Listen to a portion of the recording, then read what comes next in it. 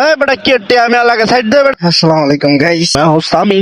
आजा आजा आजा रे। এই বেটা কেটে আমি এলাকা সাইড দে বেটা, ডান দে।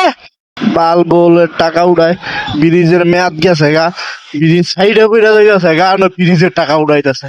টেনশন ব্রিজের টাকাটা এখনো যে কেন নিতেছে আই ডোন্ট নো।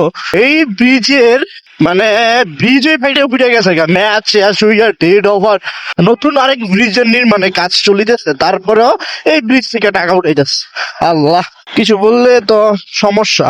আমার কথা হলো ব্রিজের ম্যাচ শেষ হয়ে আরেকটা ব্রিজ বানানো শুরু করেছে, তারপরও এই ব্রিজ থেকে টাকা উঠাইতেছে। আল্লাহ, কত বছর যাবত এই ব্রিজ থেকে টাকা নিল। এই যে বাসায় বড় ব্রিজটা তৈরি করতেছে, এই ব্রিজ ওকে হয়ে গেছে গাইস, রাস্তার জন্য এই ব্রিজ অন করতেছে না, এই ব্রিজের কাজ প্রায় শেষ। হ্যাঁ, আর এখনো এই ব্রিজ থেকে টাকা নিতেছে।